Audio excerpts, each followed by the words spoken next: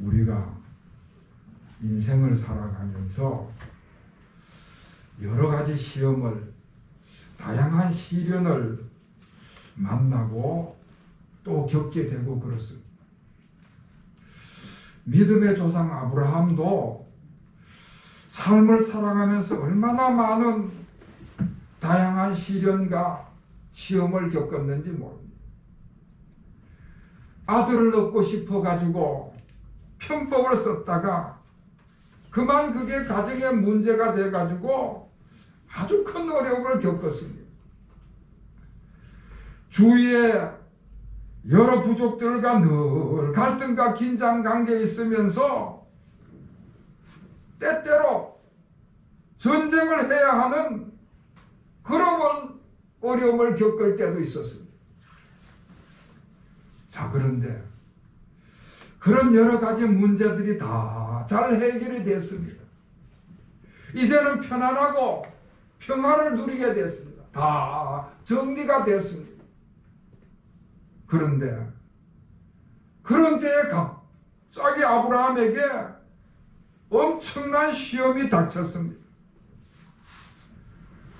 아브라함이 온갖 어려움을 겪으면서 100세의 아들을 얻고 그로 인해 가지고 행복한 삶을 살았는데, 그 행복한 삶을 사는 그때 그런 때에 엄청난 시험이 닥쳤습니다.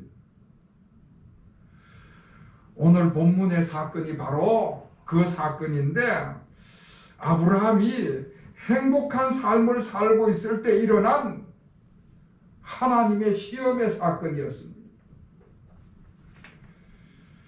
오늘 본문 조금 앞에 2절 말씀에 보면은 하나님께서 아브라함에게 명령을 하십니다.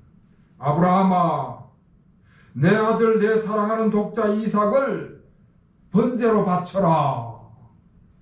그런 명령을 하셨습니다.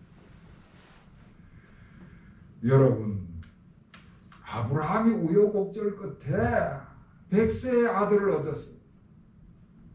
물론 하나님이 주신 아들이지요. 그래도 많은 어려움을 겪는 가운데 얻은 아들입니다. 아브라함이 100세의 아들을 얻다 보니까 그 아들 이삭이 얼마나 소중했겠습니까? 얼마나 귀하고 사랑스러웠겠습니까?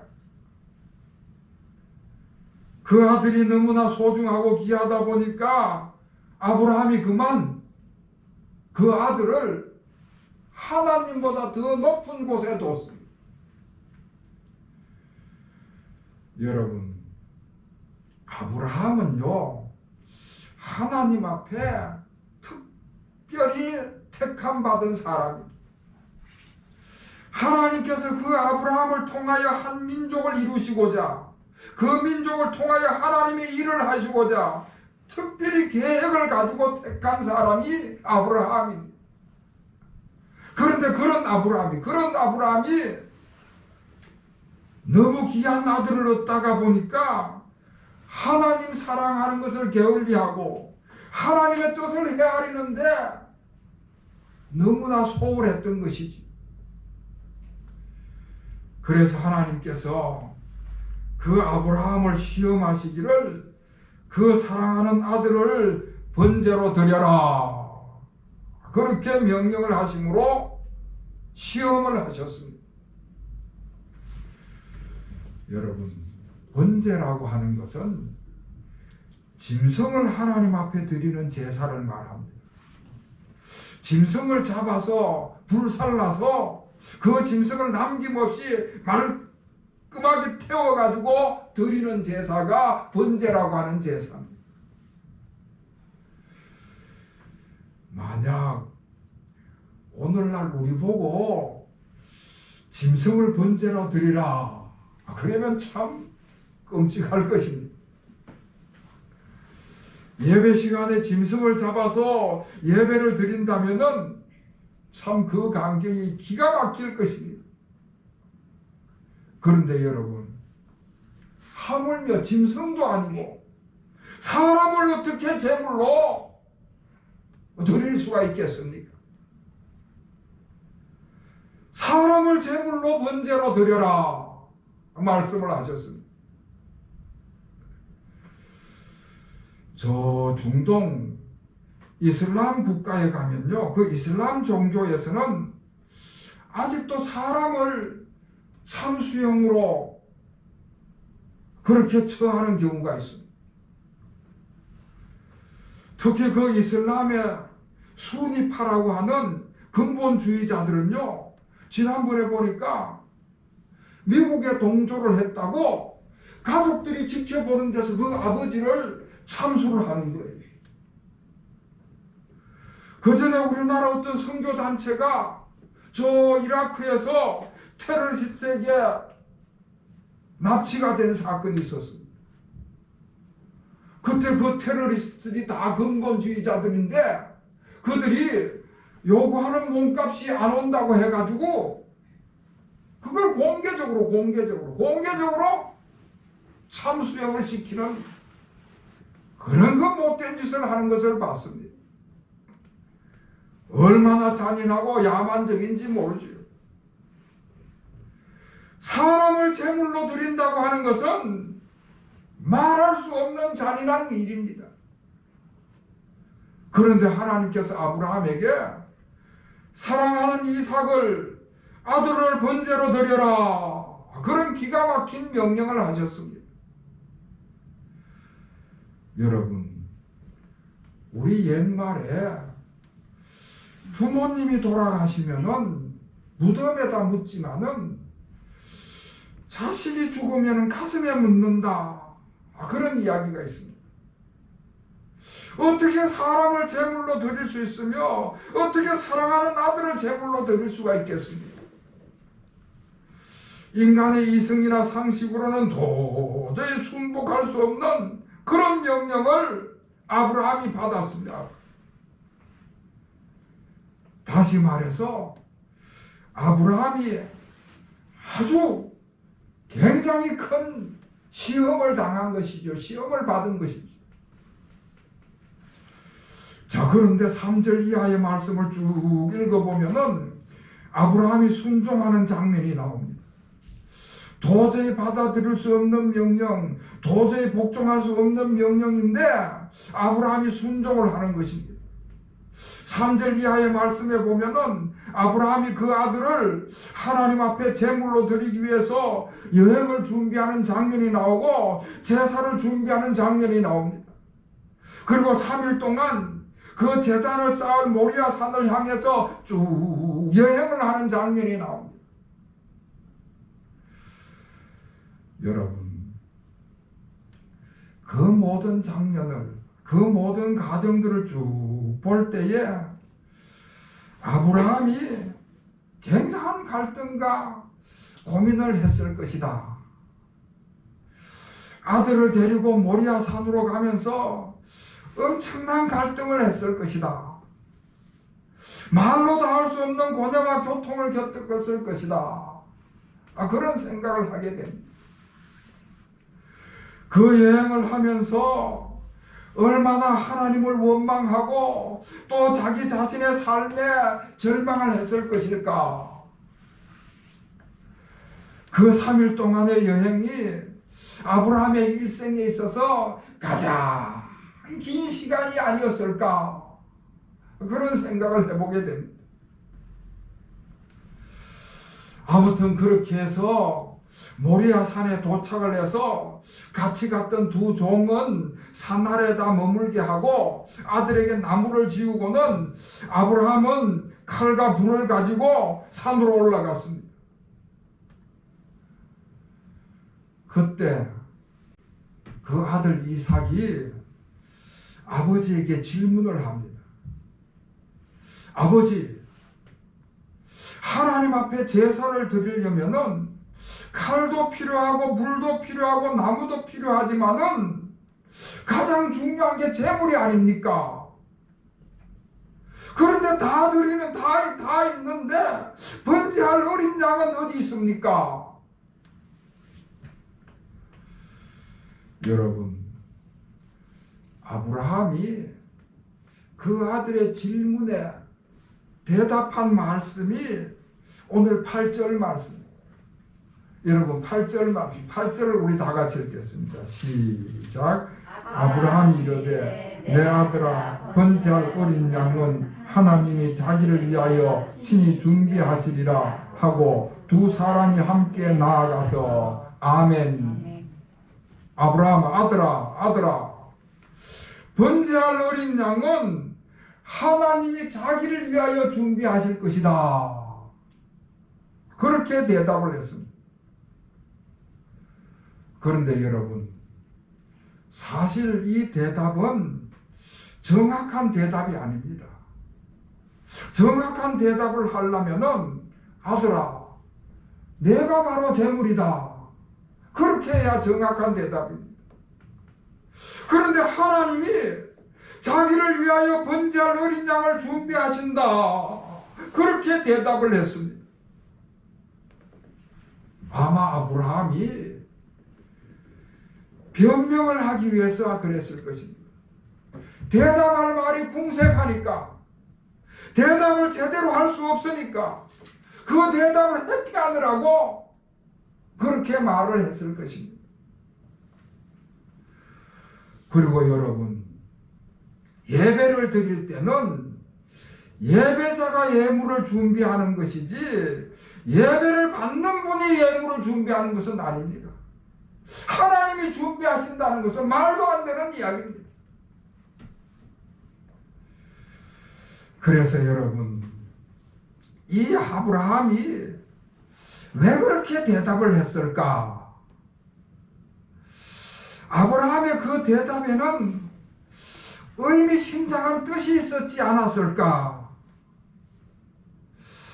여러분, 아브라함의 그 대답을 가만히 생각을 해보면은 아브라함에게는 뭔가 믿는 구석이 있었기 때문에, 비록 아들에게 변명을 한 말이긴 하지만은 아브라함의 그 마음 한구석에는 하나님을 전적으로 믿는 어떤 믿음이 있었지 않았겠는가? 아니, 하나님께서 나를 사랑하시는데, 나를 선택하셨는데, 그 아들을 하나님이 주신 아들인데 어떻게 하나님이 그 아들을 제물로 내놓으라고 하겠는가? 아마 하나님이 따로 준비해 놨겠지. 하나님이 따로 준비하시겠지. 그런 믿음이 있었지 않았겠는가? 그런 소망을 가지고 있었지 않았겠는가? 그런 생각을 해봅니다. 아무튼 그렇게 해서 제사 드릴 장소에 도착을 했습니다. 제단을 쌓아놓고 나무를 올려놓고 제사를 드릴 준비를 완벽하게 갖췄습니다. 그런데 아브라함의 그 믿음, 아브라함의 그 소망대로 하나님께서 제물을 준비하셨다는 그런 증거가 하나도 없는 거예요. 그러니까 이제는 어쩔 수 없이 아들을 묶어서 제단 위에 올려놓습니다. 하나님 앞에 그 아들을 바치는 것이지요. 아들보다 하나님을 더 사랑한다는 것을 입증해 보이는 것입니다. 여러분, 아브라함이 그 아들 이삭을 하나님 앞에 바치는 이 사건은요, 아주 중요한 의미가 있는 사건입니다. 하나님 아버지께서 그 아들 독생자 예수님을 십자가에 내놓으신 모형이 되는 것입니다.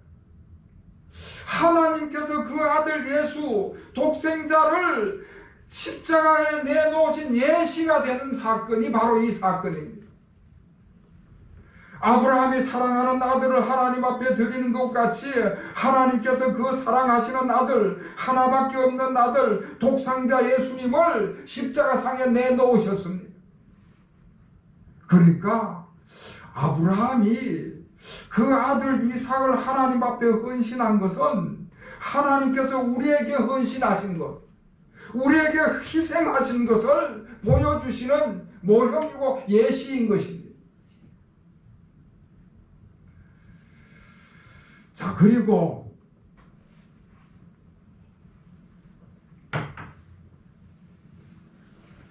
여기에서 우리가 생각해야 할 것은 우리도 이와 같은 시험과 시련을 겪을 때가 있을 텐데 그럴 때 우리는 어떻게 해야 하는가? 우리도 이와 같은 시험과 시련을 당하게 될 때 그럴 때 우리는 어떻게 해야 되는가? 여러분, 무턱대고 염려부터 하거나 걱정부터 하는 여러분이 되지 마시기를 바랍니다. 이와 같은 시험과 시련을 겪게 됐을 때는 우리가 해야 될 일이 무엇인가 하는 것을 생각해 봐야 하는 것입니다. 이 일을 향한 하나님의 뜻이 무엇인가? 이 시험과 시련에는 하나님의 어떤 뜻이 숨겨져 있을까?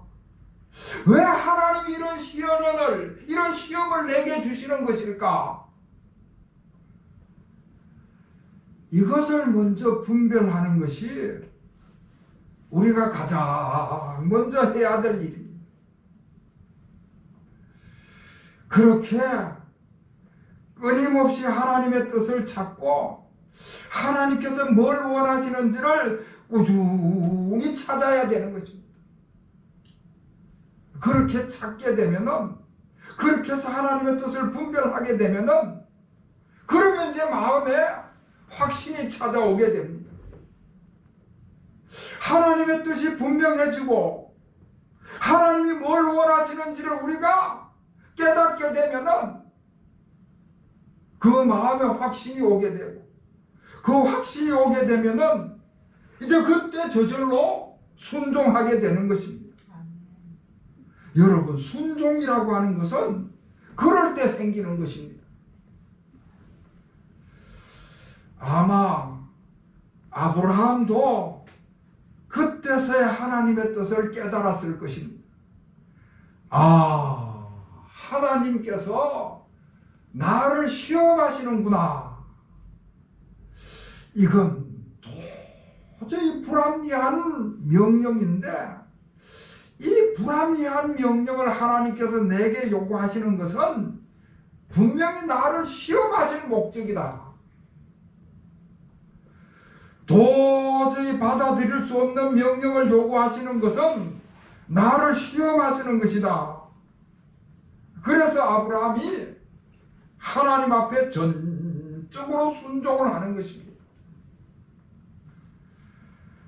그 사랑하는 아들 독자라도 아끼지 아니하고 하나님 앞에 바치는 그런 순종을 하게 됐던 것이지요.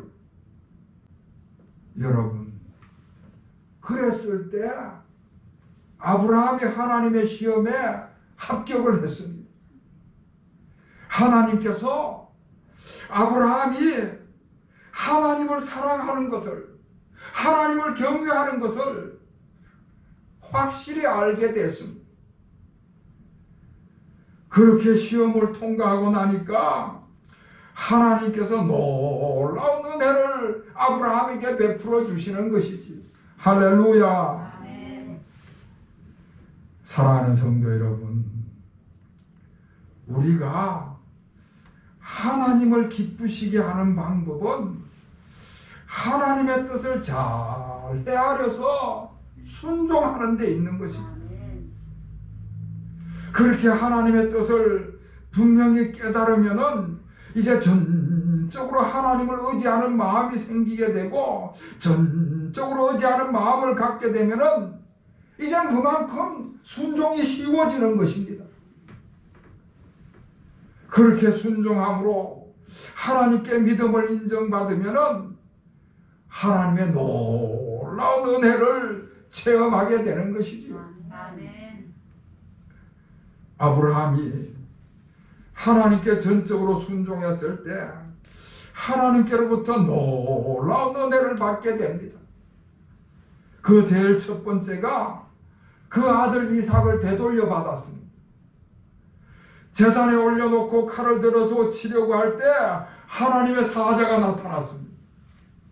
제단에 올려놓고 장작 위에 올려놓고 이미 죽은 아들이 하나님의 바치진 아들인데 하나님께서 그 바친 아들을 고스란히 아브라함에게 되돌려 주시는 것입니다. 아브라함이 받은 두 번째 축복과 은혜는 지금까지는 보지 못했는데 숯불에 뿔이 걸려있는 어린 양을 발견하게 됐습니다. 수양을 발견하게 된 것입니다.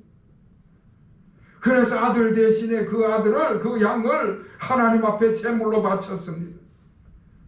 여러분, 그리고 나서 아브라함이 하나님 앞에 고백한 이야기가 14절의 말씀입니다. 우리 14절의 말씀을 한번 더 읽겠습니다. 14절 시작. 아브라함이 그 땅 이름을 여호와 이레라 하였으므로 오늘날까지 사람들이 이르기를 여호와의 산에서 준비되리라 하더라. 아멘. 여러분, 여호와 이레라고 하는 그 유명한 말씀이 여기서 등장을 하는 것입니다. 여호와 이레라고 하는 것은 하나님께서 준비하신다, 그런 뜻입니다.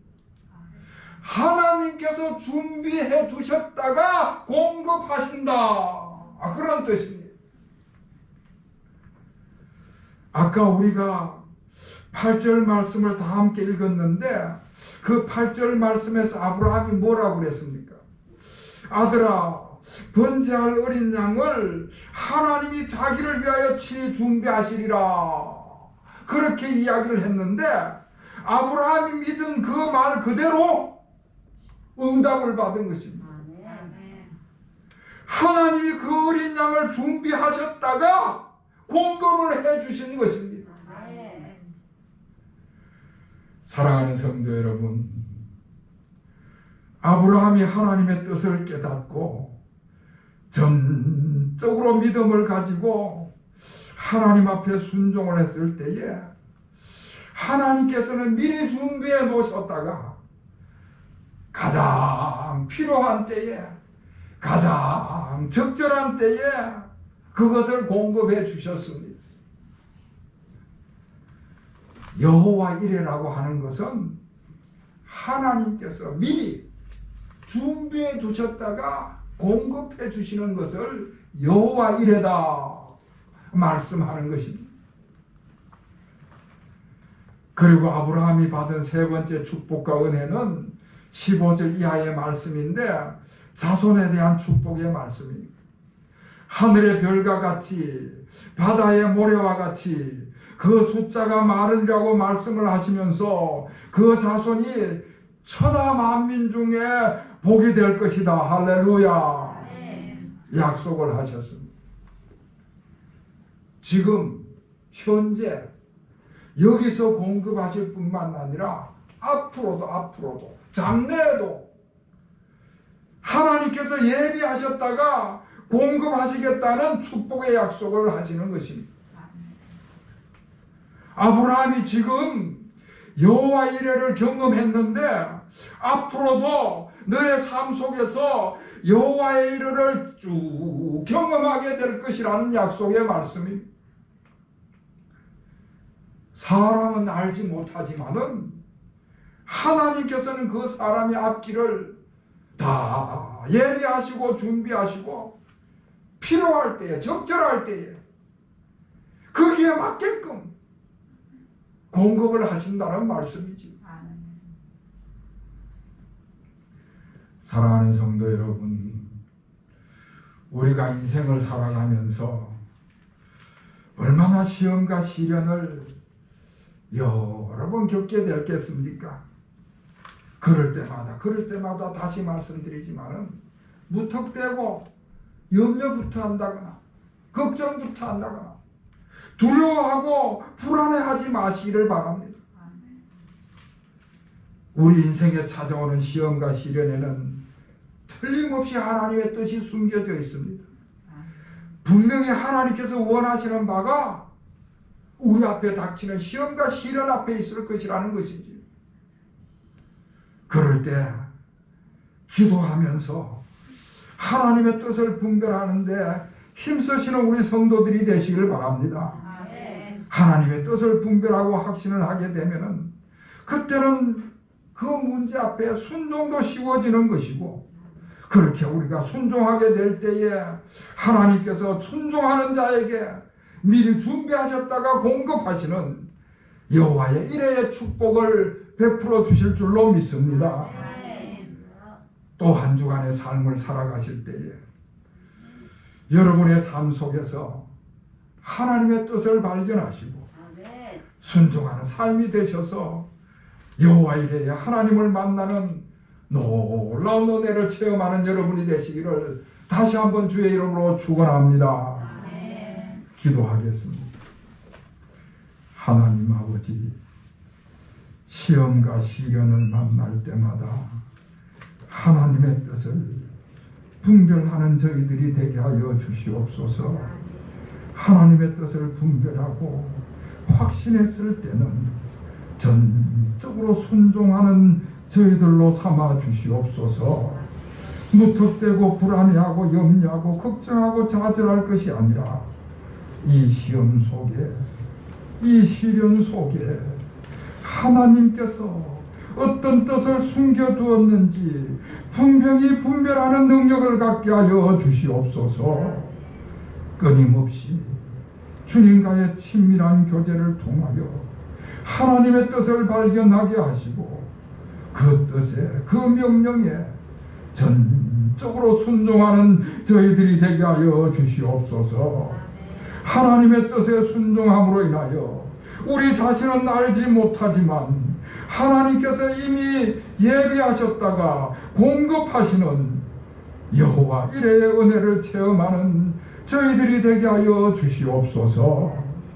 예수 그리스도의 이름으로 간절히 기도하옵나이다. 아멘.